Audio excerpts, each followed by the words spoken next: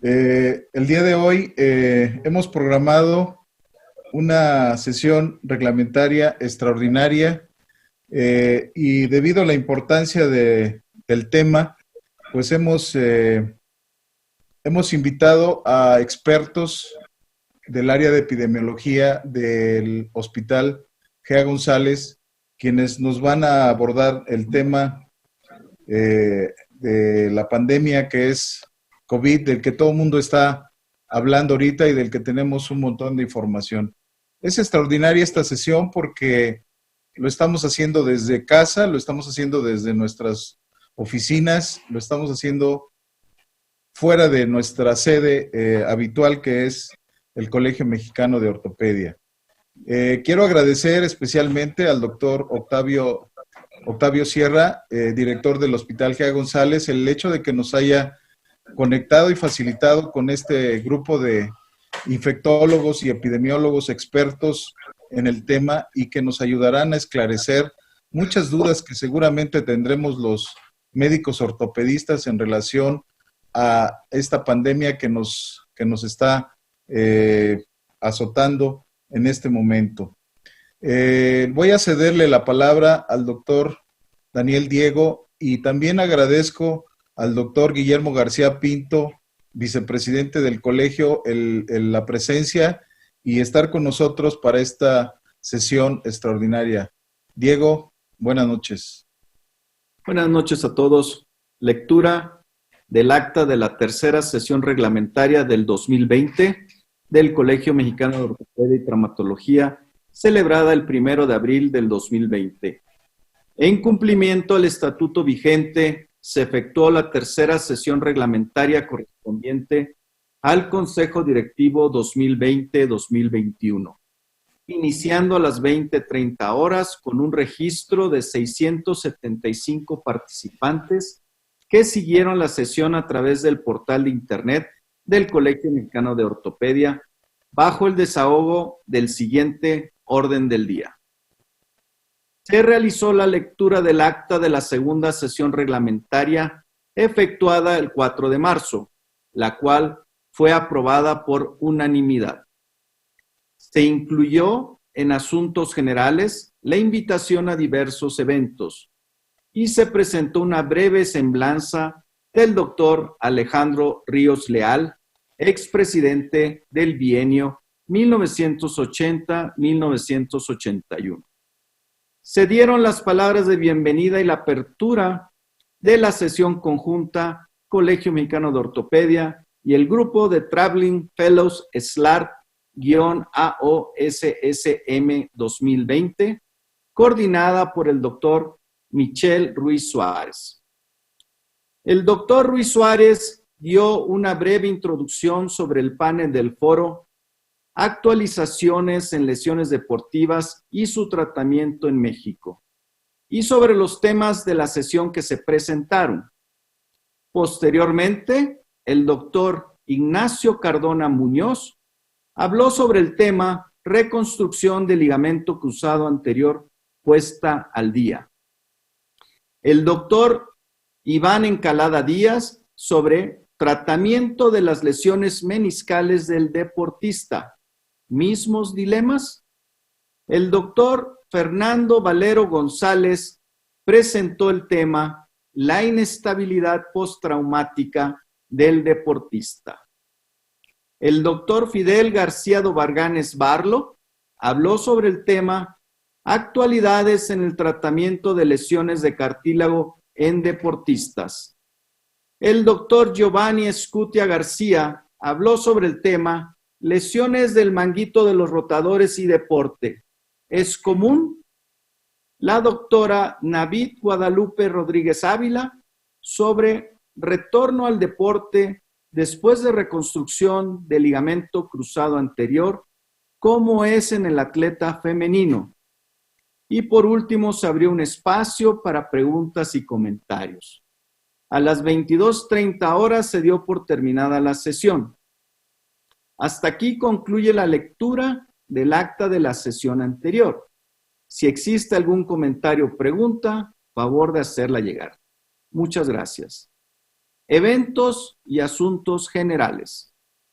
Para el Colegio Mexicano de Ortopedia y Traumatología, lo más importante es la salud y seguridad de nuestros colegiados y colaboradores. Es por ello que ante las circunstancias por el COVID-19, nuestras instalaciones se encuentran temporalmente cerradas. Te sugerimos utilizar nuestras vías de comunicación electrónicas para resolver tus necesidades. Reactivando la academia continua, el Consejo Directivo del Colegio Mexicano de Ortopedia y Traumatología confirma que nuestro 65º Congreso Nacional se realizará el 3 al 7 de noviembre del presente año en el Centro de Convenciones y Exposiciones del World Trade Center, Ciudad de México. El Consejo Directivo del Colegio Mexicano de Ortopedia y Traumatología convoca a los miembros colegiados a participar en la próxima reforma al Estatuto Social del Colegio, enviando todas las propuestas que consideren pertinentes. Las observaciones, sugerencias y propuestas se recibirán en el correo smo@smo.edu.mx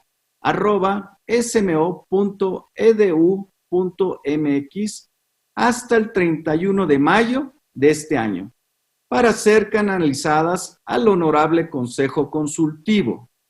Su participación es muy importante y todas las propuestas serán bienvenidas. En cumplimiento al artículo 18 de nuestro estatuto, incisión 18.2, se hace una atenta invitación a todos aquellos miembros colegiados que reúnan los requisitos y que tengan interés en ocupar el cargo de presidente del comité organizador del 67º Congreso Nacional de Ortopedia y Traumatología de la Ciudad de México 2022. Hagan llegar su carta de intención a esta presidencia antes del 31 de julio del 2020. La elección del presidente del comité organizador del 67º Congreso 2022 se llevará a cabo en la sesión de negocios de nuestro próximo Congreso en el auditorio del Centro Internacional de Exposiciones y Convenciones del World Trade Center, Ciudad de México. Para pronta referencia, se enlistan los requisitos: ser asociado titular activo con una antigüedad mínima de 8 años en esta categoría, haber desempeñado satisfactoriamente un cargo dentro de algún consejo directivo del colegio o haber sido coordinador de un capítulo de alta especialidad. Tener su certificación vigente del Consejo Mexicano de Ortopedia y Traumatología Asociación Civil, radicar en el área metropolitana. Haber asistido como mínimo a un 50% de las sesiones reglamentarias del colegio que se hayan celebrado en los 2 años previo a la elección o nombramiento y haber asistido al Congreso Nacional de Ortopedia de la Ciudad de México y al Congreso Nacional de Ortopedia, realizados también previamente a su elección o nombramiento. Se solicita la membresía que participen como profesores en diferentes eventos académicos, utilizar el logo del Colegio Mexicano de Ortopedia en sus presentaciones, con el objetivo de fortalecer la presencia e identidad del colegio en la academia continua. Se les invita a utilizar el Acta Ortopédica Mexicana para compartir sus publicaciones y aprovechar nuestro órgano de difusión. ¿Te perdiste la tercera sesión reglamentaria? Consúltala a través de nuestras redes sociales y canal de YouTube-CMO. El Consejo Directivo del Colegio Mexicano de Ortopedia y Traumatología se une a la pena que embarga a nuestro colega y amigo, el doctor Sergio Rodríguez Rodríguez, y a su familia por la irreparable pérdida de su hijo Sergio Rodríguez Sea, acaecido el día 8 de abril. A la familia de nuestro colega y amigo, el doctor Eduardo Martínez Méndez, acaecido el día 10 de abril. Así como a la familia del doctor Manuel Christopher Laisequilla Mayer, acaecido el pasado mes de abril. En esta Ciudad de México, nuestras más sinceras condolencias. A continuación, regreso la palabra al presidente del Colegio Mexicano de Ortopedia y Traumatología, el doctor Jorge Negrete Corona. Buenas noches.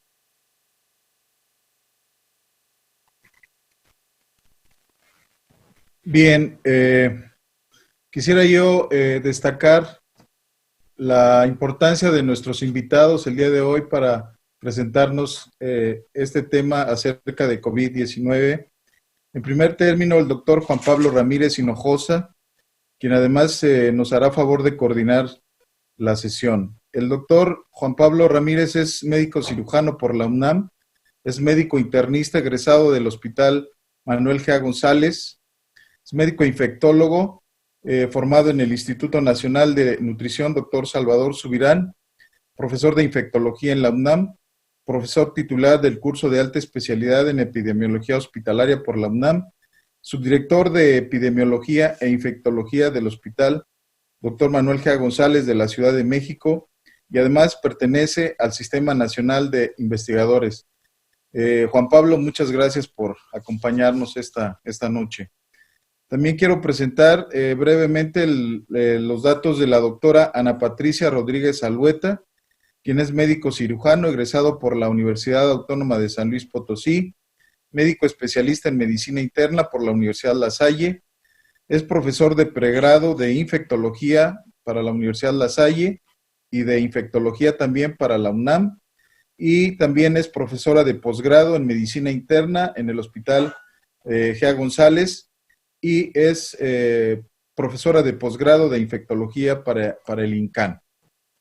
También, no menos importante, el doctor David Humberto Martínez Oliva, médico cirujano por la Universidad Veracruzana, especialista en medicina interna, por la Fundación de Clínica Médica Sur, por la UNAM, especialidad en infectología en el Instituto Nacional de Cancerología y con la UNAM, profesor en medicina en el Seminario de Infectología en el Instituto Nacional de Cardiología, doctor Ignacio Chávez, y es infectólogo adscrito al Hospital Dr. Manuel G. González.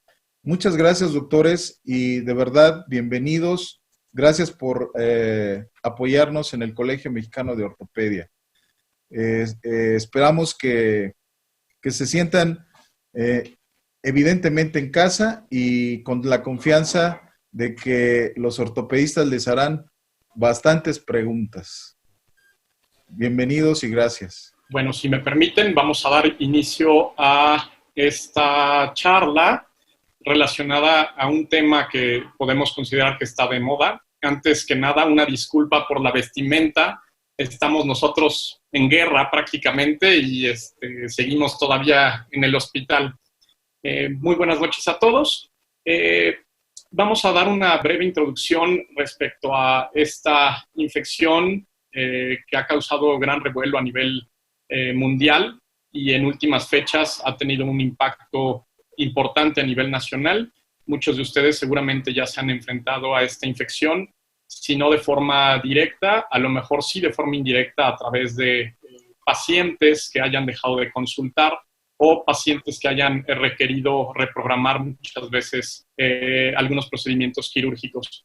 Después de una breve introducción y de plantear el momento en el que nos encontramos, daré espacio a la doctora Ana Patricia Rodríguez a darnos una situación muy importante, qué es lo que estamos enfrentando en este momento, y posteriormente al doctor David Martínez con el futuro y qué nos espera con el coronavirus.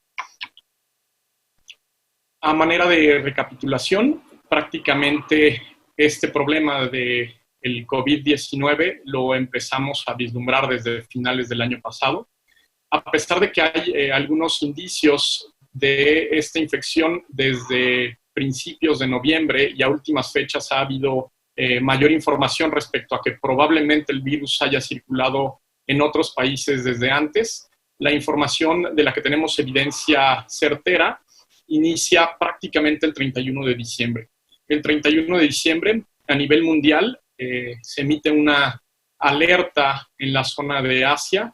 Esta alerta prácticamente llega a las oficinas de la Organización Mundial de la Salud, y aquí es donde empiezan a preocupar algunas situaciones a nivel internacional. Si bien una alerta de pandemia se da mucho tiempo después, prácticamente este es el momento en el que empiezan a prenderse los radares y los monitores, ya que es un país muy importante por la cantidad de población que tiene, por los nexos económicos que se llegan a tener a nivel mundial, que emite una alerta. Y emite una alerta de una situación que a nosotros los infectólogos nos llega a preocupar mucho, y esto tiene que ver con una neumonía de origen indeterminado. Esta tomografía muestra algo de lo que estamos viendo día a día prácticamente desde los últimos 2-3 meses, y lo que llega a preocupar desde el punto de vista epidemiológico es que muchas veces cuando nos enfrentamos a infecciones respiratorias, llama la atención la posibilidad de transmisión entre humanos, que esto se fue demostrando a lo largo del tiempo de que inició este coronavirus, y obviamente las implicaciones que esto tiene. Una transmisión que pudiera llegar a ser rápida, una transmisión que pudiera llegar a tener una letalidad muy, muy importante, como nos la habían demostrado ya pandemias anteriores ocasionadas por virus respiratorios. El más cercano a nosotros, 2009, que fue el caso de esta influenza H1N1, y de forma anterior a esto, 2 coronavirus muy similares al que nos estamos enfrentando en este momento, que correspondió a SARS-1 y al MERS coronavirus. De forma previa a esto, tenemos una situación muy importante, la pandemia en 1914 de influenza, la famosa influenza española, que nos dejó muchas lecciones, y muchas de las cosas que estamos viviendo en la actualidad llegan a asemejarse a lo que ocurrió hace ya alrededor de 110 años. ¿De dónde empezaba a provenir esta información? Proviene lo inicial de esta ciudad en China, de Wuhan.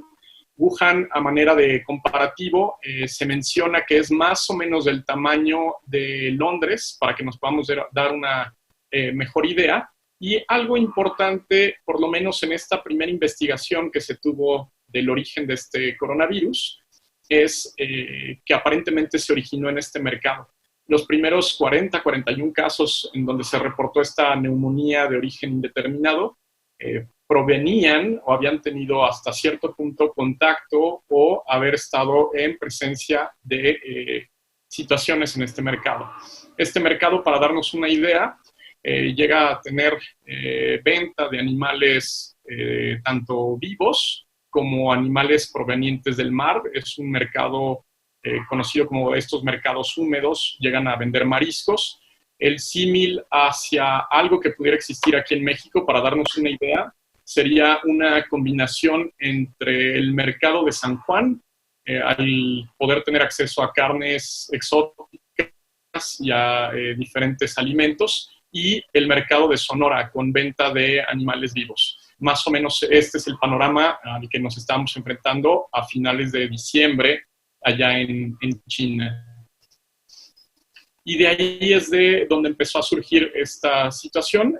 Pacientes que habían tenido contacto en los últimos 14 días con este mercado y demás, llegaban a presentar una triada muy característica que en la actualidad tal vez cambia uno de los síntomas por cefalea, pero prácticamente la gran mayoría de pacientes que llegaban a presentar esta neumonía estaban presentando fiebre, estaban presentando tos, una tos seca, y además de esto, malestar general. En la actualidad sabemos que este malestar general cambia, y el tercer gran componente que llegan a presentar nuestros pacientes es cefalea, y de aquí que pudiéramos ya empezar a hablar de una triada más o menos clásica, aunque no específica de coronavirus, de la presentación de nuestros pacientes. Pero esto fue 31 de diciembre. Para el 9 de enero cambia un poco esta situación y es algo bastante importante. En este periodo de tiempo se conoce ya la etiología, deja de cambiar o deja de llamarse más bien a la neumonía de causa desconocida y se sabe que se tiene un virus, es un virus RNA, es un virus envuelto que corresponde a la familia de los coronavirus y de ahí que originalmente se conociera como el nuevo coronavirus, el novel coronavirus, y que posteriormente recibiera este cambio de nombre y quedara como SARS-CoV-2. Este SARS-CoV-2 tiene mucho que ver con el origen aparente que se tiene de este virus. Digo aparente porque seguramente va a faltar más estudios para poder determinar con precisión cuál fue el origen zoonótico, si es que fue el origen.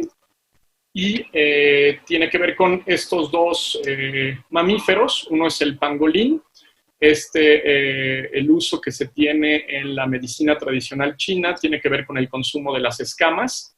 Se encontró material genético del virus en estos animales en una proporción alta en estos primeros estudios en Wuhan, en ese mercado, pero de forma más reciente se encontró que la similitud de este SARS coronavirus 2 que afecta a humanos tenía mucha relación con un coronavirus de origen en murciélagos. Entonces, ya habíamos sabido que previo a esto, el origen de los otros SARS y del MERS había sido también en mamíferos. En un momento dado, el MERS se asoció a los camellos y, bueno, ahorita está en una investigación constante el origen real de este coronavirus.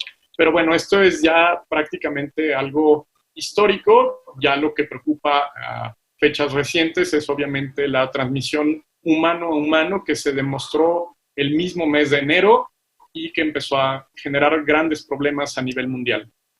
Para el 1 de marzo, prácticamente estamos hablando de un mes, 2 meses después de que empieza todo el auge en el continente asiático, se tenía este reporte. 5 casos confirmados en México, 11 casos sospechosos y 60 casos dados como negativos.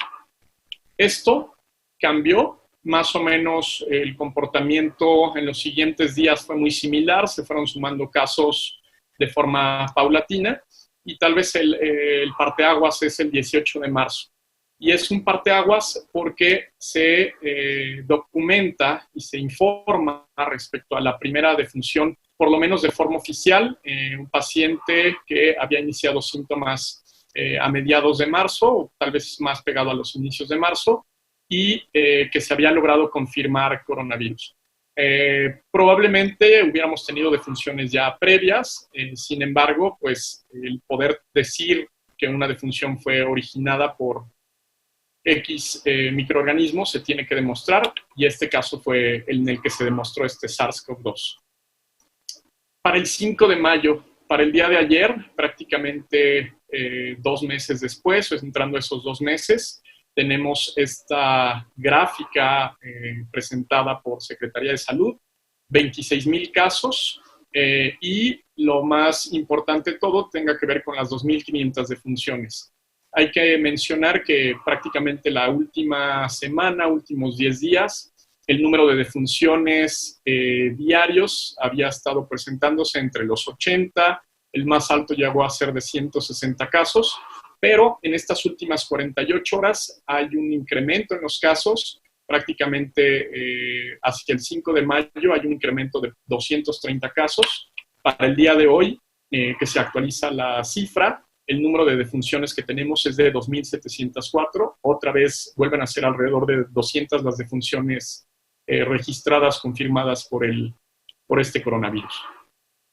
Y a nivel mundial, el corte al día de hoy, tiene un poco de desfase de acuerdo a el número de casos que llegan a informar los diferentes países. Para esta gráfica, para que se den una idea, México todavía está con los 2,200 casos, todavía no presentan aquí los 2,700, pero es la información como más real Los casos confirmados a nivel mundial casi llegan a los 3.600.000.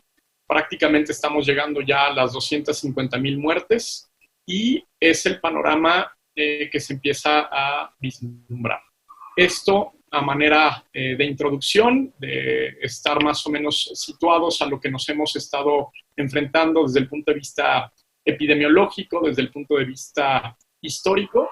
Y a continuación, la doctora Ana Patricia Rodríguez Zulueta nos presentará el panorama más real de lo que estamos enfrentando. Hay que mencionar, ya nos hemos estado enfrentando a un buen número de casos, un buen número de defunciones en los diferentes hospitales y, pues bueno, se les presentará una realidad más cercana a lo que estamos viviendo. Muchas gracias. Doy paso a la doctora Rodríguez Zulueta. Hola, buenas noches. Vamos a platicar del COVID-19, a qué nos enfrentamos.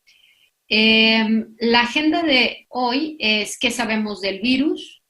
Detectar una prueba positiva es igual a enfermedad. Si tengo una prueba positiva, me intubarán. Cómo estar protegido y ver de lejos al virus. Y voy a hablar un minuto nada más de tratamiento porque el doctor David también va a platicar sobre esto. Entonces, ¿qué es lo que sabemos del virus? Bueno, sabemos que se une con mayor afinidad al epitelio respiratorio que otros coronavirus. Sabemos que las manifestaciones en algunos pacientes han sido no descritas en otros virus y que la mortalidad es 10 veces más que influenza. Sabemos que de la familia de coronavirus hay 7 cepas que afectan a humanos. Conocemos ya de otras épocas estos coronavirus, en 2002 SARS-CoV, en 2012 MERS y en 2020 SARS-CoV-2. Sabemos que este SARS-CoV-2, que es el que causa la enfermedad de COVID-19, se une 10 veces más al epitelio respiratorio que otros coronavirus. Es decir, este es un virus que se une con mayor afinidad al epitelio respiratorio. Sabemos también que en el epitelio respiratorio hay unos receptores, ¿sí? Que todo el mundo los conocemos del sistema renina-angiotensina, que son a estos receptores esta unión lo que causa la adhesión al epitelio respiratorio y que se une otra vez mucho más que otros coronavirus, igualmente respiratorios. Sabemos que la mortalidad, si nosotros podemos ver en esta gráfica la mortalidad, por ejemplo, en virus de influenza, es de 0.8 en promedio y la mortalidad por COVID-19 puede ser hasta el 6% y en México en este momento es del 10%, es decir, se mueren 10 veces más los pacientes por COVID-19 que por influenza. Sabemos también que hay un porcentaje de pacientes que son asintomáticos, ¿sí? Pero que pueden transmitir la enfermedad. Sabemos que hay un 55% de los pacientes que pueden ser asintomáticos, después tener un periodo de síntomas leves. Sabemos que entre el 10 al 15% de los pacientes, al menos, puede llegar hasta el 20%, van a requerir hospitalización. Y sabemos que los pacientes críticos solo son el 5%. Sin embargo, de este 5%, aquellos pacientes que requieran ventilación mecánica, en ciudades como Nueva York, la mortalidad llega a ser hasta del 70%. ¿Cuáles son los síntomas más frecuentes? Fiebre es el síntoma más frecuente, entre el 44 y el 99%. Tos, esta es una tos seca, entre el 59 y el 82%, mialgias entre el 11 y el 44%, fatiga el 35%, odinofagia es un síntoma no tan frecuente, esto es menos del 20%, náusea, vómito, diarrea es entre el 10% de los pacientes pueden presentar o pueden debutar solo con dolor abdominal, cefalea menos del 10% y la rinorrea sí es un síntoma infrecuente.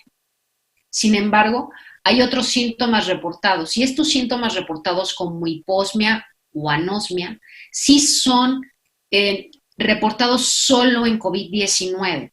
En Corea del Sur, hasta el 30% de los pacientes reportaron anosmia. La neumonía tiene este patrón que vemos en la tomografía, con unos infiltrados bilaterales. Pueden tener en el 80% de las veces, posteriores en un 80% de las ocasiones, multilobares en el 79%, periféricos 78% y consolidaciones en el 32%. Hoy día sabemos que la tomografía puede ser incluso superior a los estudios de PCR en tiempo real. ¿Qué manifestaciones conocemos ahora de este virus que habían sido descritas también en otros virus respiratorios, pero que hoy sabemos que se pueden asociar a mortalidad? La lesión cardíaca es el 1% en los sobrevivientes, pero el 59% de aquellos pacientes que fallecen pueden presentar cardiomiopatía, derrame pericárdico y arritmias. La lesión renal, infrecuente en los sobrevivientes, pero hasta en el 15% de los no sobrevivientes. Para la lesión renal se propone que SARS-CoV-2 invade los podocitos en el túbulo proximal por su expresión de los ECAs. Sabemos también que puede haber daño hepático.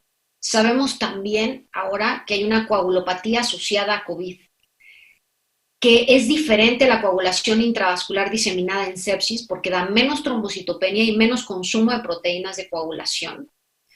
Puede en ocasiones dar signos clínicos de microangiopatía trombótica, como vasculitis o trombosis. Inclusive ya tenemos un atlas de manifestaciones dérmicas que no habíamos visto en otros virus respiratorios. Es decir, este virus mata más y nos está enseñando cosas que no habíamos visto de otros virus respiratorios, inclusive de virus de la familia de los coronavirus.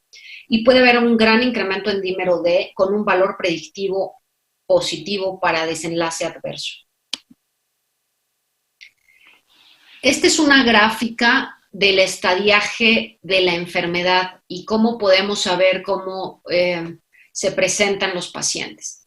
Aquellos pacientes que tienen síntomas leves como fiebre, tos y diarrea, pueden, la mayor parte de ellos, permanecer en este punto. Pero hay un porcentaje de pacientes que pueden tener una progresión que se va a manifestar con disnea, con hipoxemia, con elevaciones de marcadores de inflamación.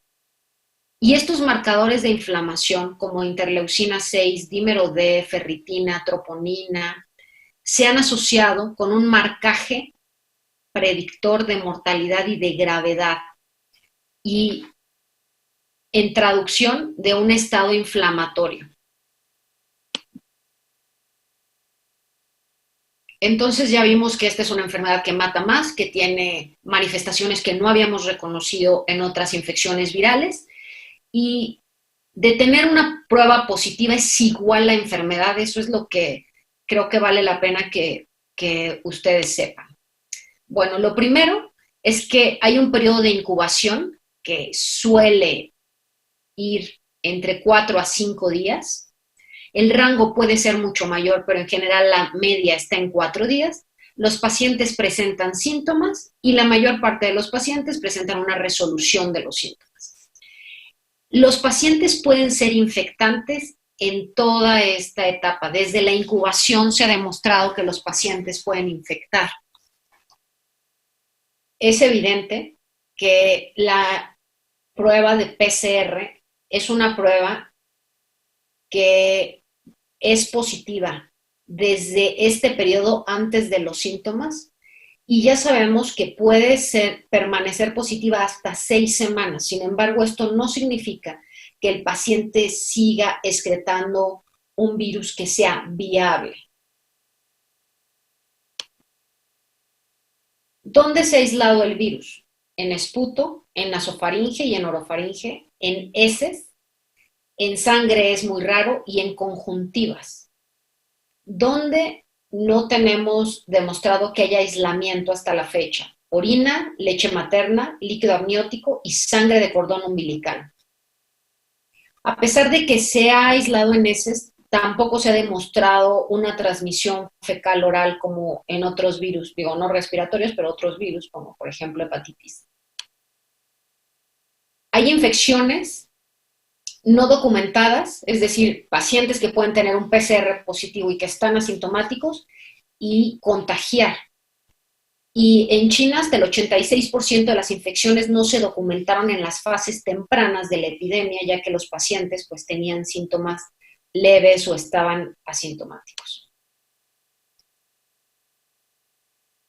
¿Cómo se encontró esto? Bueno, se hicieron estudios para pacientes que estaban asintomáticos y después se les hizo alguna historia y se vio que sus familiares habían desarrollado síntomas y se hizo el trazo epidemiológico. Y se sabe que la tomografía puede ser normal en aquellos pacientes que tienen síntomas leves. Sin embargo, la tomografía puede tener un valor predictivo positivo para aquellos que tienen neumonía más alto que el estudio de PCR. Los casos severos tienen mayor carga viral y replicación más prolongada. Esto ya está demostrado. Es decir, mientras yo estoy más grave y estoy intubada en terapia intensiva, puedo tener, o lo esperado es que tenga cargas virales más altas. Y evidentemente, al tener cargas virales más altas, pues ese paciente tiene mayor posibilidad de contagiar. Esto en general se ve entre el 7º y el 12º día de la enfermedad, ¿sí? Pero vemos cómo los pacientes que no son severos, que están en azul o que tienen síntomas leves, tienen menor proporción de carga viral.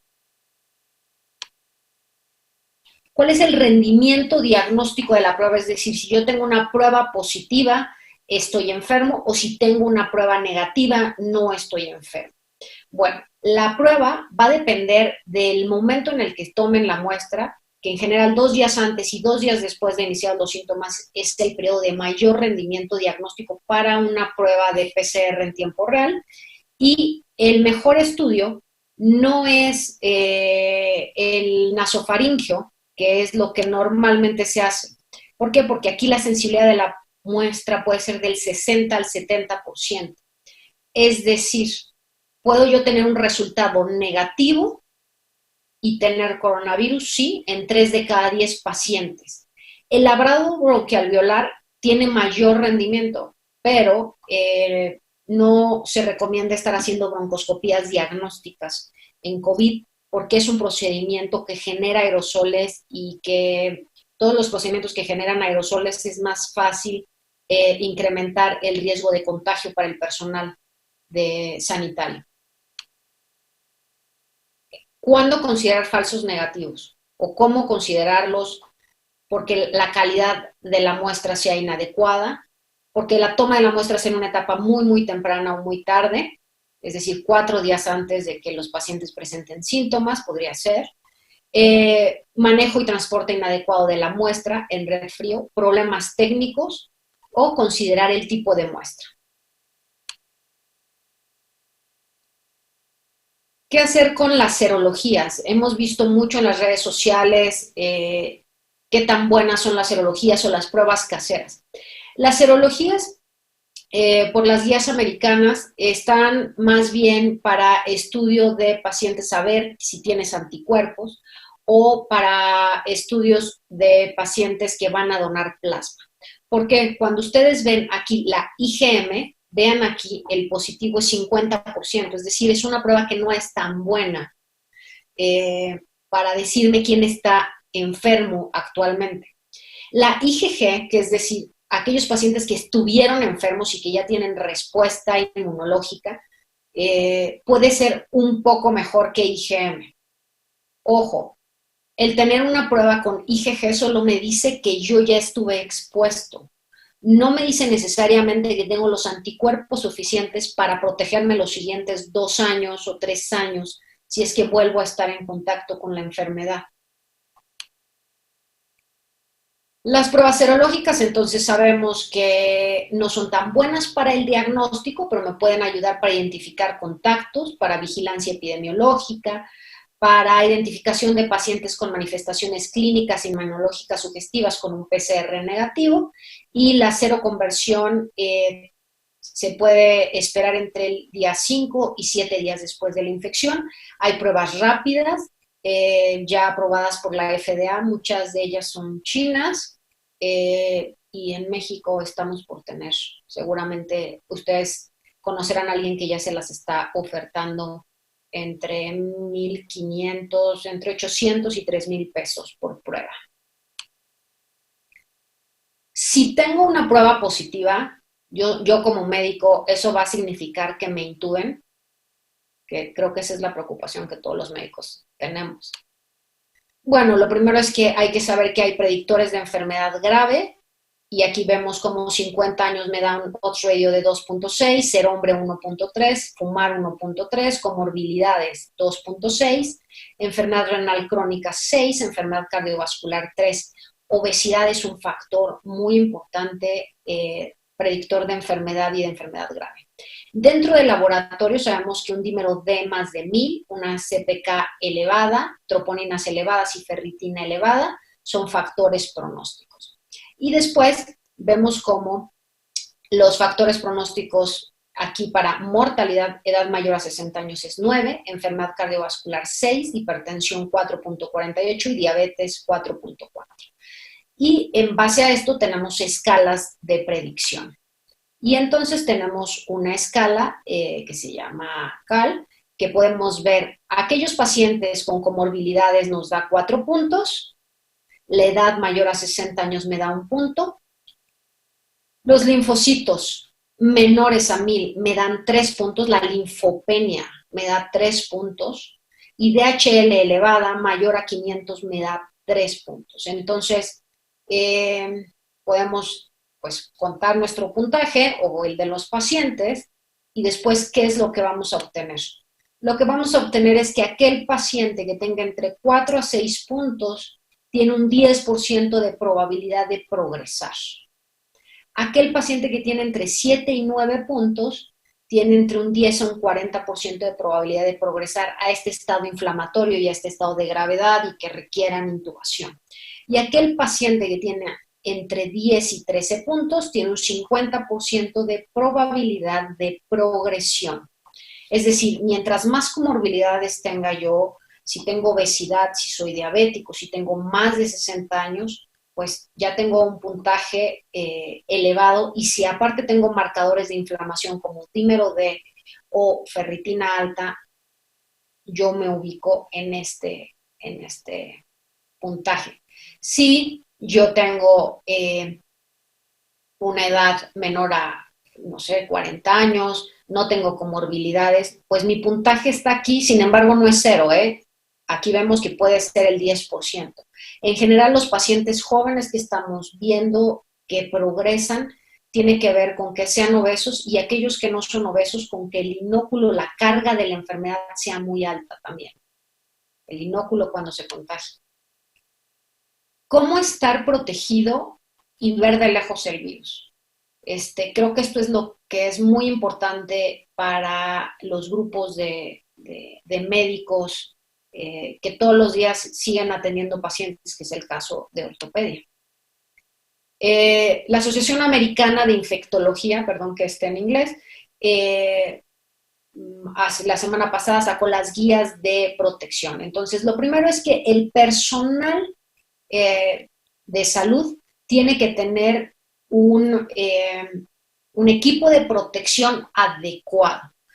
Y lo primero es dividir aquellas áreas que son de alto riesgo porque se generan aerosoles. ¿Cuáles son estas situaciones de alto riesgo? Pues son los pacientes que van a endoscopía, a broncoscopía o que son intubados. Estas 3 situaciones, o cuando se toma una muestra, es decir, también cuando se les toma el hisopado nasofaringeo, esta es una situación que genera aerosoles. Estas situaciones se requiere forzosamente un N95, guantes, gogles, equipo de protección de ojos y una bata. Aquellas áreas donde no se están generando aerosoles, podrían solo tener un cubrebocas quirúrgico de estos tricapa. Entonces lo vamos a ver así. Esto es de la CDC, que es el Centro de Enfermedades Infecciosas en Estados Unidos, y vemos cuál es el equipo preferido. Es decir, el N95, recordemos, siempre en áreas donde se generen aerosoles, gogles, incluso la CDC aquí nos pone una careta, ¿sí? No es... muchos de nosotros tenemos posiblemente una careta más profesional y algunos de nosotros tenemos también una careta de estas de plástico que alguien hizo. De estas, no quiero decir la marca posiblemente, pero de las que se compran en la ferretería que se ven un poco más profesionales, tampoco está demostrado que el virus atraviese el plástico. Entonces, aquellos que tengan una careta hecha de plástico está bien, solo hay que estarla limpiando con alcohol al 70. Cuando las limpian, estas caretas, voy a aprovechar para decir, cuando las limpian con cloro, son las que son estas de Chopper, se opacan. Entonces, no, límpienlas con alcohol al 70. Un par de guantes, ¿sí? Y una bata. Esto es lo que se necesita. ¿Cuál es un equipo de protección aceptable? Es decir, que yo no tenga un N95. Aquí estoy viendo un cubrebocas quirúrgico. Bueno, posiblemente cuando ustedes estén revisando a un paciente con fractura, que no tenga tos, que no tenga fiebre, que no haya estado en contacto con alguien enfermo, ¿sí? ¿Qué es importante saber? Estos cubrebocas tienen una vida media de 3 a 4 horas, ¿sí? Es importante. Es importante que no se lo estén tocando. En promedio nos tocamos la cara entre 40 y 50 veces en una hora. Entonces es muy importante como tener esta conciencia de no estarse tocando la cara. Y aquí vemos que la CDC no recomienda para COVID-19 ni en áreas de momentos de aerosol, ni en pacientes, por ejemplo, como lo que les decía, de fracturas, no vemos trajes Tyvek, que son los que ven en los videos de muchos de los países extranjeros. Este virus no entra por la piel, a diferencia de ébola, que sí entra por la piel. Entonces, aunque haya un estudio que diga que te cae en el cuello, del cuello no te va a volar a la cara. Por eso es que es muy importante que mantengamos las manos limpias, evitemos tocarnos la cara y tengamos protegidas las mucosas y las conjuntivas, es decir, cubrebocas y gogles. El problema de los Tyvek es que solo tienen uso para un día y el segundo problema es que al quitárselos la gente se contagia. En Canadá no se están usando Tyvek, en Estados Unidos en muchísimos hospitales no se están usando y es muy importante que ustedes sepan que solo duran un día, que no hay una política de reuso de estos trajes y que si cuando se lo quitan ustedes se contaminan, pues el beneficio que les iba a dar del cuello pues se pierde.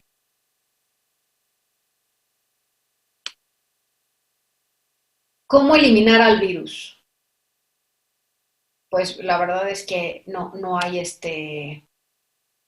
respuesta. Estas son las terapias farmacológicas que se están usando en este momento y solo les puedo decir que hidroxicloroquina o cloroquina no está mostrando beneficios en ensayos clínicos. Pudiese ser que en una fase de infección temprana tenga algún beneficio, pero no está demostrado que fuera de esas fases vaya a servir gran cosa. Antivirales que hemos usado por muchos años o que tenemos experiencia en pacientes con VIH como el lopinavir, ritonavir, no ha mostrado beneficios. De hecho ya se dejó de usar en muchos países. En México es extraordinariamente difícil conseguirlo y es muy posible que la toxicidad de este fármaco sea mayor al beneficio. Remdesivir, que es el fármaco que tal vez ustedes conozcan por las redes sociales, demostró que no hay gran beneficio en mortalidad, baja la carga viral del virus, está aprobado en Estados Unidos ya. Es posible que a este fármaco le pase un poco como oseltamivir, que oseltamivir es muy bueno cuando se da en etapas tempranas. La verdad es que no lo tenemos disponible en México y creo que todavía vamos a aprender más cosas de este fármaco. El último grupo de fármacos que vamos a estar viendo son fármacos que inhiben la inflamación, que inhiben una vez que ya están los pacientes graves y que tienen marcadores elevados de inflamación, inhibiendo a los receptores de interleucina 6. Pueden mejorar las condiciones de los pacientes. Hay algunos estudios llevándose a cabo que pareciera que a los pacientes les va un poquito mejor. El problema es que cuesta 40,000 pesos, te disminuye las defensas, digamos, un mes, tienes mayor riesgo de tener tuberculosis diseminada o si tienes hepatitis, tener una forma fulminante y fallecer, es decir, es un fármaco que tiene que estar supervisado por un grupo de infectólogos. Y estaremos viendo en las siguientes semanas mucho más información sobre este fármaco y otros que se parecen.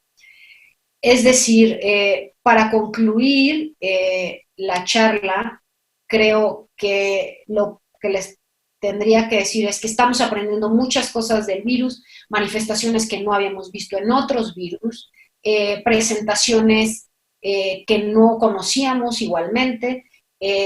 No tenemos vacuna disponible, no se ve que la vayamos a tener en las siguientes semanas, una mortalidad 10 veces mayor que la de influenza y un 10% del personal de salud infectado en México y en otros países.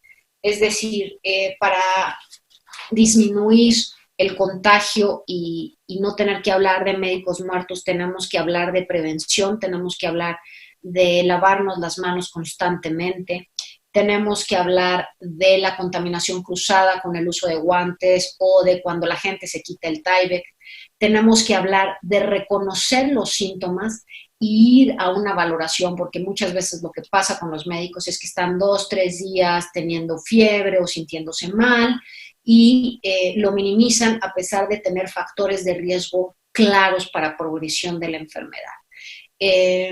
Y eso es todo. Espero haber estado en el tiempo de los 15 minutos. Y buenas noches. Muchas gracias por la invitación. Muchísimas gracias, doctora Rodríguez Zulueta. A continuación, y para terminar estas charlas, damos paso al doctor David Martínez Oliva con lo que sería la perspectiva o qué esperamos de COVID a futuro. David, muchísimas gracias. Gracias.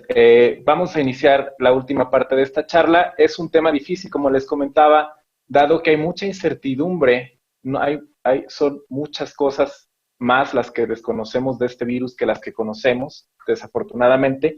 Y más bien voy a tratar en esta agenda de esta plática de contestar 5 preguntas que creo que nos están pues llamando mucho la atención. Y la primera es la curva epidémica. Se habla tanto de esta curva epidémica, de cuándo se va a aplanar, cuándo vamos a dejar de tener un número importante de casos. La otra cosa es, si nos enfermamos, ¿ya estamos inmunizados? La tercera es, si todavía no existe un tratamiento específico, que de eso la doctora Rodríguez ya platicó un poco, entonces vamos a tener tratamientos específicos, es decir, la industria y la ciencia están trabajando para algún tratamiento específico. La cuarta pregunta es la vacunación, que creo que es donde están puestas nuestras mayores esperanzas o expectativas en toda la comunidad científica. Y algo que les atañe mucho a ustedes como sociedad de médicos que operan también es qué va a pasar con las cirugías en estos tiempos posterior a la pandemia. Entonces, lo primero, y quizá voy a contestar en esta sección un poquito de las preguntas que han estado haciendo por el chat, que es esto de la vigilancia centinela, pero bueno, ahorita vamos a explayarnos un poquito más. Es muy difícil en esta epidemia predecir exactamente cómo se va a comportar la enfermedad. ¿Por qué? Porque todos vamos a distintos tiempos en los picos de contagio y más adelante vamos a ver que todo esto se está basando en casos confirmados y los casos confirmados básicamente son aquellos que tienen una prueba positiva.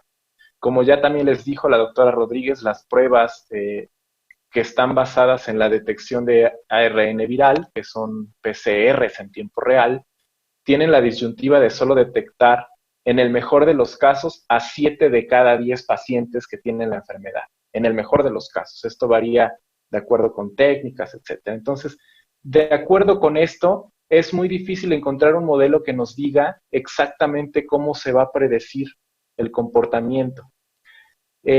Con respecto a cómo estamos, ya el doctor Juan Pablo también les presentó las cifras del número de contagios que tenemos en México y lo previsto era que en la segunda semana, tercera semana de mayo, se presentara el pico máximo de contagios.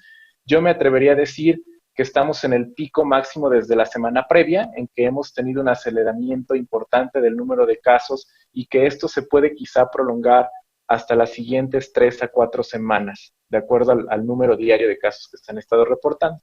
Entonces, ¿hacia dónde vamos? Y parte de esta mitigación o de este aplanamiento de la curva que vamos a ver en unas gráficas es que un poco se va a deber a que toda la gente que va enfermando va generando esta inmunidad parecida a la de las vacunas, ¿no? Esta inmunidad de rebaño, es decir, al no tener posibilidad de contagiar, se hablaba en un inicio de la epidemia de que cada persona, en el caso del virus SARS-CoV-2, es capaz de infectar a 2 o a 3, y en este caso entonces las personas que van generando inmunidad van protegiendo a otros del contagio. La otra cosa es que las medidas de prevención que se toman, en este caso por cada gobierno, por cada sistema sanitario, también van dando un poco de aportación a esta curva.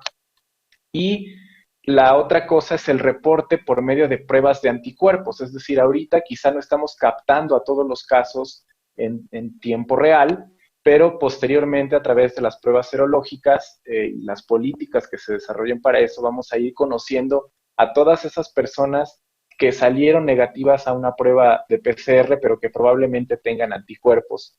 Y la otra es que se van a ir desarrollando estudios. Si ustedes entran a PubMed y buscan los estudios que hay en COVID, se van a dar cuenta que a estas alturas, es decir, 3 meses después de que en China tuvieron su pico máximo de casos, es que se empieza a generar cada vez más literatura científica. Entonces, nos falta la experiencia de todos estos países que tuvieron su pico en los meses previos, Italia, España, Francia, ahora Estados Unidos, y bueno, posteriormente Latinoamérica, para ver cómo se comporta esta enfermedad entre las poblaciones.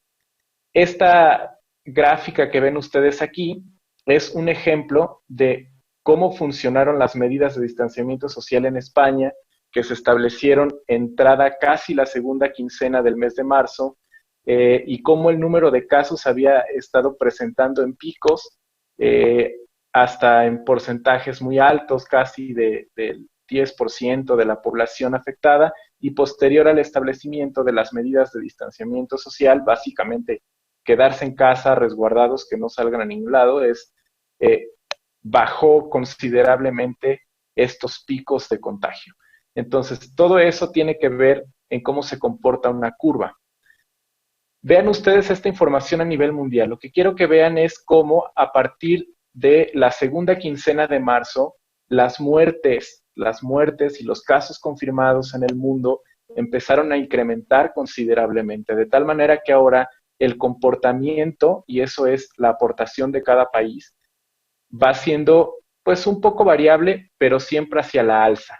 Y las muertes confirmadas, bueno, pareciera que aquí a las fechas actuales pues están teniendo una baja, pero no es una información todavía, digamos, tan concreta, dado que los casos se van diagnosticando cada vez más en todos los países afectados. Esta gráfica es me parece yo que la que más nos hemos nosotros preguntado como científicos, como médicos, es realmente vamos a lograr que las curvas se aplanen, que las curvas cambien. Y quiero recalcar, estas son las curvas de todos los países afectados o de los principales, pero quiero enfocarme particularmente en la curva en México y comparativa con otros países que han estado afectados y poniendo el ejemplo de la curva de China, ¿no? La curva, ustedes si se fijan, más o menos transcurrieron 100 días para que China en sus diferentes regiones tuviera un descenso de esa curva y pudiera más o menos establecer que la epidemia estaba controlada. 100 días desde el primer caso diagnosticado, un poquito más. Entonces, es el comportamiento que han estado siguiendo algunos países. Si se fijan aquí, ven en el caso de Estados Unidos cómo apenas empieza a aplanar esa curva, cómo Italia y España ya empiezan a tener un poquito de descenso en el número de casos, pero los países de Latinoamérica van en ascenso. Esta piquito de flecha que ven en el caso de México, voy a tratar de señalarlo aquí, este pico de flecha que ustedes ven en la parte de México y que se presume que es porque estamos aplanando la curva, en realidad debe de ser tomado con mucha cautela. ¿Por qué? Porque estas curvas, estos números de casos, repito, están basados en los pacientes con pruebas positivas. Además, los tiempos varían, los tiempos entre la atención y la notificación pueden ser tan cortos como de entre 3 y 5 días hasta más de 2 semanas, que todo esto depende del flujo de información y de las pruebas y en la atención médica. Les recuerdo que ahorita estamos viviendo, por lo menos en la Ciudad de México, estamos viviendo una saturación de los sistemas de salud, incluso privados. Entonces, toda esa gente que se queda fuera de la atención médica en tiempo es la gente que va a estar reportada dentro de 1 o 2 semanas de todos los casos positivos que se acumulen. Entonces, esta información de que si estamos aplanando o no la curva, hay que tomarla con mucha cautela. El número de casos estimado contra el número de casos reales, hay que tomarlos con mucha cautela, porque no solo hay que agregarle el factor del modelo Centinela, sino todos estos pacientes que se quedan con prueba negativa teniendo COVID. Entonces, bueno, si nosotros asumimos que México va a tener el mismo comportamiento de otros países, más o menos podremos asumir también que la última semana de junio y la primera de julio vamos a empezar a tener este descenso, pero esto, les repito, es información que hay que tomar con mucho, con pincitas. Muy bien. La segunda pregunta que vamos a tratar de contestar es la inmunidad. Una vez que yo me enfermo de COVID, voy a ser inmune a enfermarme de COVID. Entonces, para esto tienen que saber que este SARS-CoV-2, denominado así por la OMS,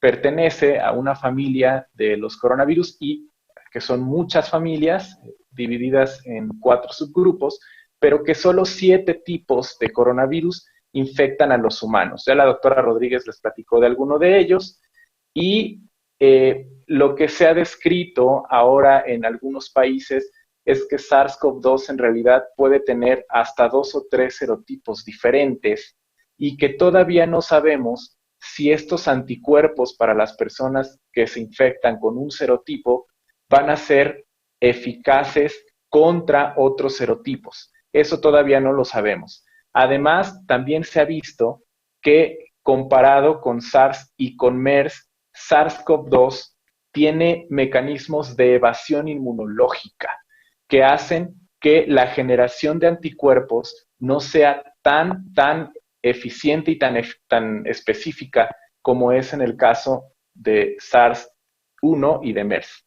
Entonces, todas estas son interrogantes que nos vamos a ir contestando de acuerdo a los estudios que vayan saliendo de los pacientes ya recuperados. Los estudios serológicos que existen ahora lo que han demostrado es que hay presencia de anticuerpos contra SARS-CoV-2, pero repito, no se sabe qué tan específicos son los anticuerpos y la otra cosa es que no se sabe cuánto van a durar. Es decir, esto es desconocido, como la ven en pantalla. Yo me puedo enfermar ahorita, tener anticuerpos, pero no sabemos si dentro de 2 meses esos anticuerpos van a ser insuficientes y puedo volver a enfermarme, y tampoco sabemos si se va a comportar de otra manera en el caso de si es otro serotipo.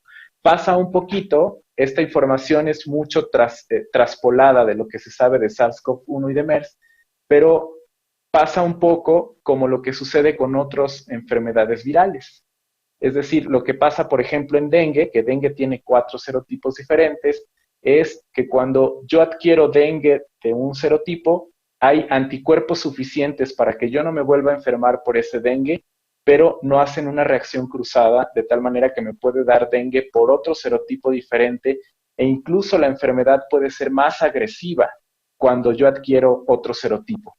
En el caso de VIH-1 y VIH-2 no están así, no es como en el caso de dengue, porque son virus que se comportan de una manera similar, aunque estructuralmente son diferentes. Entonces, todo esto lo desconocemos en SARS-CoV-2. No sabemos tampoco el potencial mutagénico que tiene el virus y por lo tanto qué tanto esas mutaciones genéticas que adquieren en el tiempo nos pueden afectar para la presencia de enfermedad.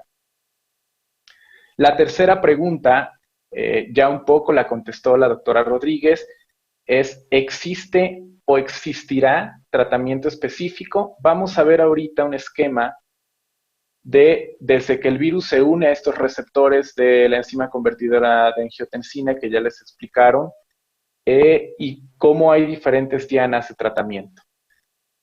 Ahorita también parte de la esperanza terapéutica está puesta en el plasma de los pacientes convalecientes, que ha demostrado en algunas cortes, en algunas series de pacientes tratados ya con el plasma, que pareciera mejorar los síntomas y pareciera recuperarlos. Lo que tenemos reportado en estos pacientes es mejoría de síntomas y supervivencia. No podemos hablar en términos de mortalidad y por supuesto no podemos hablar si este plasma les va a conferir también inmunidad a largo plazo, pero es una de las opciones. Dentro de las opciones, que ahorita van a ver la misma tabla que le robé a la doctora Rodríguez, cómo hay diferentes arsenales terapéuticos, pero sobre todo nos estamos basando en antivirales, obviamente para tratar de frenar esta replicación que hay del virus, y modificadores de la respuesta inflamatoria. En COVID particularmente le han llamado, como en algunas otras enfermedades, tormenta de citocinas. Lo que se sabe hasta ahora es que hay una etapa de la enfermedad en la que se liberan muchas citocinas por las células inflamatorias, predominantemente interleucina 1 y 6 y algunos otros factores, y que estos tratamientos que impactan en la producción de estas interleucinas pueden ser de beneficio, aunque hay disyuntivas.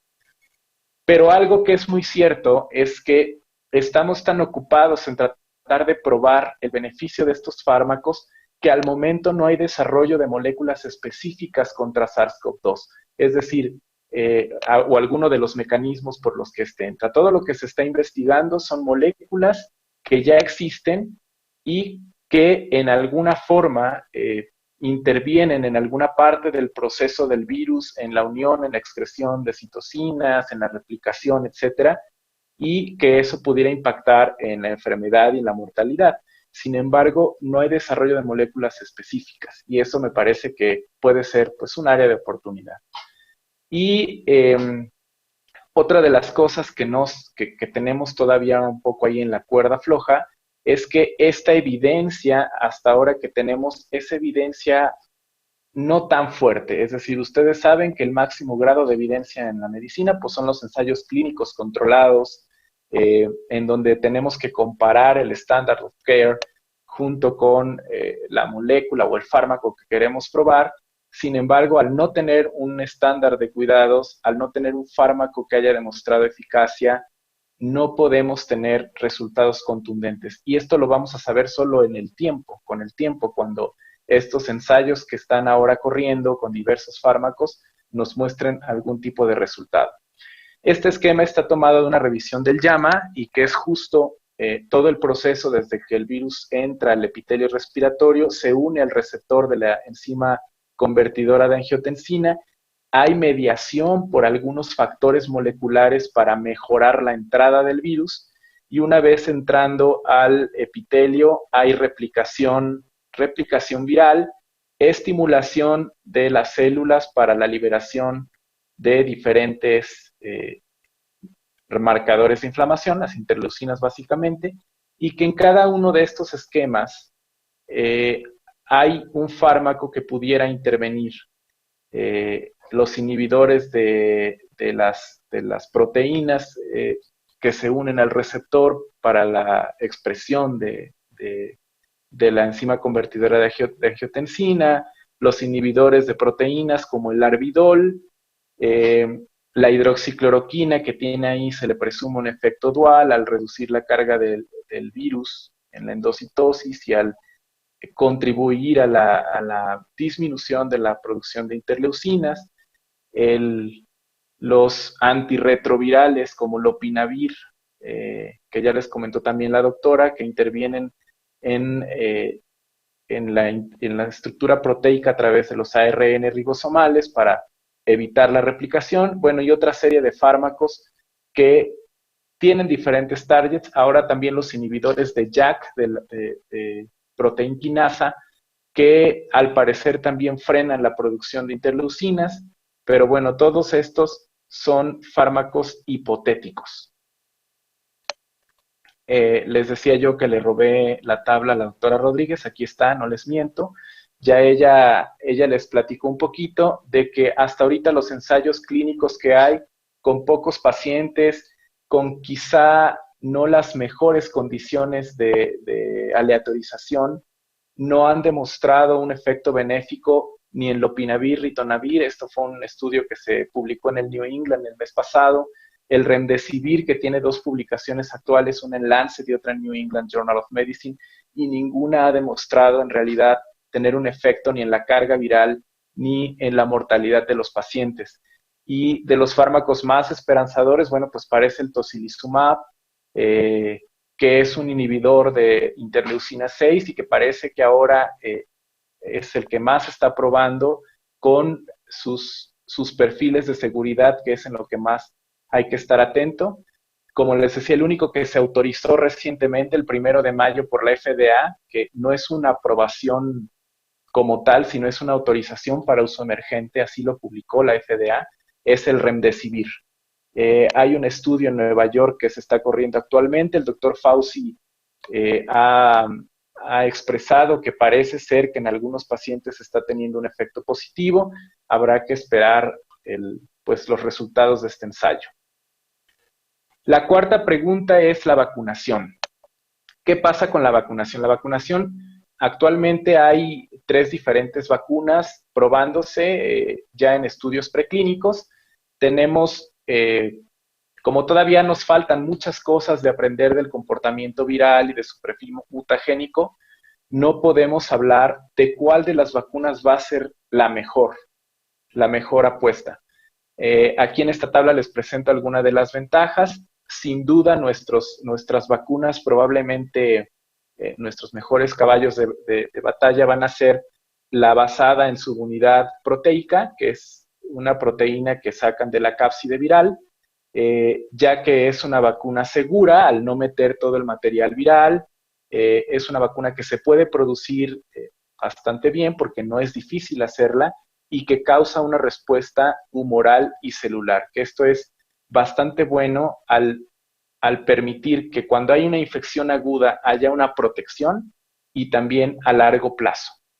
Y la de virus vivos, la de virus inactivados, o la vacuna inactiva, que es en la que se basan muchas de las vacunas actuales, que esa es muy rápida de desarrollar, que tiene una excelente inmunogenicidad o inducción de anticuerpos, y contrario a la vacuna de la subunidad de la cápside, esta se puede utilizar con diversos adyuvantes. Los adyuvantes son partículas proteicas a las que se unen los productos virales para que puedan llegar e inducir una respuesta inmune. Entonces, esta es muy fácil en cuanto a mezclarla con adyuvantes. La desventaja es que puede tener unas reacciones de hipersensibilidad al estar hecha con diversos adyuvantes. Y bueno, las vacunas de virus vivos atenuados, que también ya están en ensayos clínicos, que estas, la mayor de las disyuntivas que tienen es que en pacientes que tienen inmunocompromiso, que muchas veces son a los que queremos proteger más, pues puede ser peligrosa, dado que puede comportarse como una vacuna que incluso induce enfermedad o que produce enfermedad. Entonces, bueno, tenemos ahí las opciones, la mayoría ya están en estudios preclínicos, y la pregunta del millón es, bueno, ¿cuándo los vamos a tener disponibles? No necesariamente podemos traslapar la información de otros virus, dado que otros virus que se conocieron oportunamente tenían ya precedentes en cuanto a la producción de vacunas.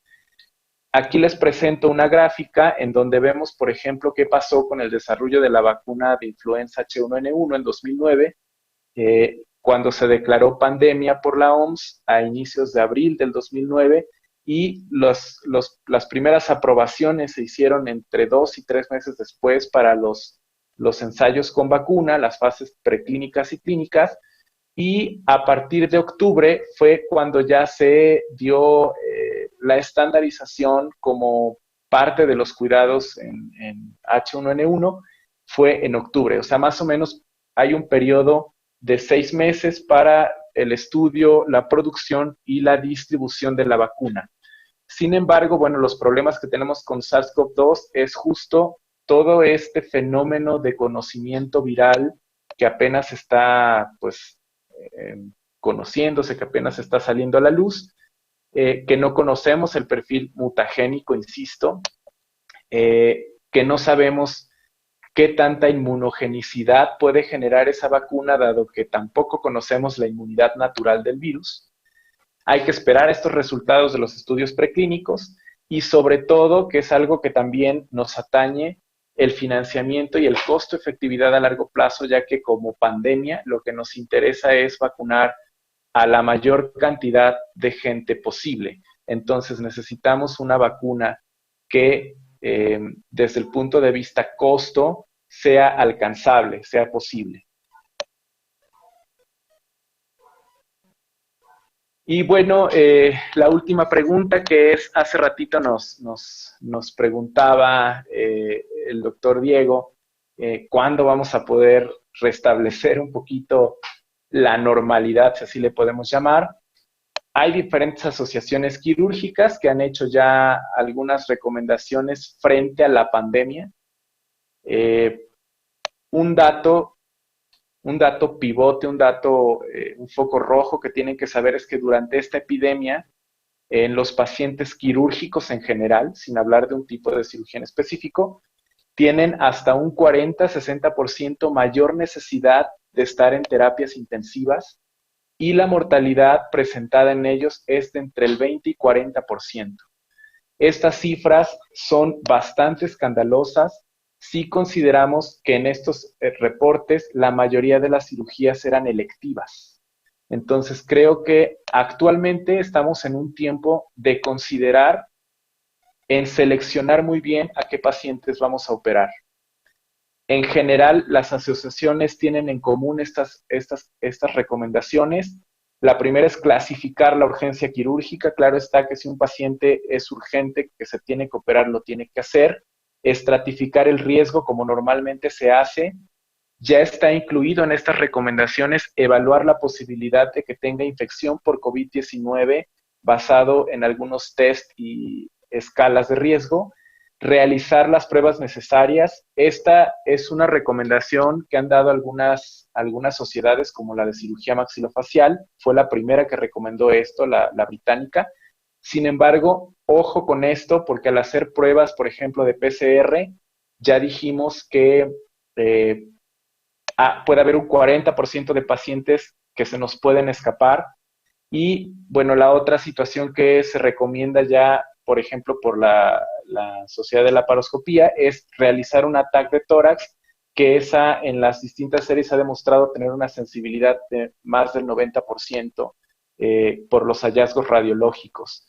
Esto obviamente tendría mucho que ver con la capacidad de cada centro de realizarla y con el costo, porque al final es un costo que se le eleva al paciente, hay que ver costo-beneficio. La otra recomendación es reducir el tiempo de respuesta entre que se decide si un paciente se opera o no y optimizar las medidas de seguridad del equipo quirúrgico, que esto ya es una recomendación también de estas guías, que el personal se reduzca al número necesario para la cirugía y que todos se utilicen equipo de protección personal. Este es un algoritmo propuesto por la Sociedad Británica, es muy sencillo y a ustedes les va a parecer muy simple. Si el paciente tiene una cirugía planeada, entonces se admite, se aísla y antes de llevarlo a cirugía se les hace prueba de PCR y prueba de anticuerpos. Si los anticuerpos son positivos, bueno, eso ya fue y entonces hay que operarlo y hay que darlo, hay que continuar con el proceso. Si ambas pruebas son negativas, hay que operarlo con seguridad y hay que repetirle la prueba en 6 a 7 días, eso es lo que recomiendan ellos. Pero si la PCR es positiva, bueno, hay que posponer la cirugía hasta el tiempo que se permita, hasta que haya seguridad para el paciente y para el equipo. Lo que se recomienda es la protección máxima en cada área y que todo el personal que haga procedimientos de la vía aérea, estos son los anestesiólogos, lo hagan con circuitos cerrados, con protección completa. Esto es el uso de N95, el uso de gogles, el uso de careta, reducir el tiempo de estos procedimientos y tener en el quirófano todo el material que se necesite para evitar que estén entrando y saliendo, de preferencia quirófanos con presión negativa y con un flujo adecuado de aire. Eso es lo que se recomienda en las guías. Por lo tanto, una vez que esta pandemia más o menos se controle, ¿qué es lo que sigue? Y ahí les va a tocar mucho a ustedes también como parte de este equipo de científicos que somos, que es generar la información, ¿no? No podemos saber qué está pasando con los pacientes si no generamos información. Entonces, vamos a tener que revisar los estudios clínicos en los pacientes quirúrgicos, cómo se comportan, cuál es la prevalencia de enfermedad en estos pacientes con cirugías selectivas, la evaluación prequirúrgica extendida y la selección oportuna del tiempo quirúrgico. Me parece que, lejos de las cosas negativas que estamos viendo con COVID, una oportunidad que tenemos es en hacer mejor nuestros procesos de evaluación. Y esta evaluación extendida a lo que se refiere es que ahora, además de la evaluación del riesgo cardiovascular, tengamos que valorar si los pacientes tienen posibilidad de alguna infección respiratoria, cualquier infección respiratoria, sobre todo pensando en COVID. La vacunación universal, que, bueno, cuando la tengamos disponible, sin duda es algo que va a impactar con ustedes en las cuestiones quirúrgicas. Y la pregunta que todavía no nos vamos a responder es ¿cuál va a ser la mejor prueba a realizar en nuestros pacientes en etapas venideras? Y algo que se está recomendando o que se está considerando en las distintas sociedades es que el staff quirúrgico o en general los médicos tengamos pruebas de anticuerpos para saber si nosotros ya tenemos cierto grado de inmunidad. Y me parece que estas tres últimas cosas son las más importantes, que es la reorganización de los espacios y tiempos quirúrgicos en todas las unidades hospitalarias que se pueda hacer. Hay que tomar en cuenta que es importante tener quirófanos con presión negativa, que es importante organizar mejor a los equipos quirúrgicos, que es importante tener mejores tiempos respuestas, que hay que invertir en equipo de protección personal y que hay que tener apertura a nuevos horizontes como la telemedicina, los seguimientos telefónicos, la robótica para quienes puedan hacerlo y la videoasistencia. Esto quiere decir que quizá ustedes más adelante que tengan la necesidad de programar a pacientes con cirugías selectivas, fracturas, prótesis, yo qué sé, también hay que tener mucha apertura a dar seguimientos no presenciales para también optimizar estas situaciones. Entonces, en conclusión, yo espero no haberlos dejado con más incertidumbre que certidumbre, pero la curva epidémica, ¿cuándo es el futuro? El futuro es ya. es decir, deben empezarse a revisar las recomendaciones de las diferentes especialidades para que no nos ganen estas al término de la pandemia. No sabemos el tiempo de la inmunidad, eso apenas lo vamos a aprender. La inmunidad existe, eso va a permitir reducir el número de pacientes contagiados en un primer momento, mientras se restablece, se reorganiza el sistema de salud, mientras se desarrollan vacunas, mientras vemos los resultados de los tratamientos, pero todavía no podemos tener la certeza de estar inmunizados para siempre. El tratamiento, bueno, la peor yo creo que de las cosas es que no tenemos un tratamiento con una eficacia clínica demostrada y la apuesta será más adelante con estos ensayos clínicos de todos los fármacos que se están corriendo ahora y a lo mejor algún laboratorio ahí o alguna comunidad científica empiece a desarrollar nuevas moléculas. Las vacunas están en estudio, ya hay 3 en fases preclínicas, seguro van a ser una de las mejores alternativas. Sin embargo, no hay vacuna que sea lo suficientemente eficaz o eficiente si no va de la mano de políticas de salud bastante estrictas, bastante bien hechas, porque bueno, de esto va a depender la compra, la distribución y la aplicación de las vacunas. Y pues ustedes no pueden dejar de operar, la cirugía siempre va a ser una de las máximas para corregir los problemas de los pacientes, pero bueno, se tiene que basar en la reorganización de la evaluación y el equipo quirúrgico y la apertura para el desarrollo de nuevas estrategias quirúrgicas. Muchas gracias. Muchísimas gracias, David, Patricia. Por cuestiones de tiempo, dejamos nuestros correos electrónicos para resolver alguna duda que haya surgido. Muchísimas gracias a todos por su atención. De forma nada más breve a concluir, algo que mencionaba tanto la doctora Rodríguez como el doctor Martínez tiene que ver con el equipo de protección personal. Algo que tenemos que empezar a cambiar y que es lo que hemos notado en diferentes medios médicos es el habituarnos a utilizar equipo de protección personal. En el caso de los profesionales quirúrgicos es importante habituarse al uso, por ejemplo, de sobre todo alguna careta o gogles cuando se estén haciendo procedimientos que son muy factibles de generar salpicaduras. No tanto por el caso de COVID, sino más bien en general hay algunas otras infecciones que pueden tener una transmisión vía gotas, sobre todo de sangre y demás. Y nada más para concluir, en el caso de estas situaciones del N95, de las mascarillas quirúrgicas, hay algo que nosotros manejamos mucho, que es la evaluación del riesgo. Los procedimientos, como ya se habían mencionado, que tienen mucho riesgo de generar aerosoles, tienen que ver básicamente con la vía aérea.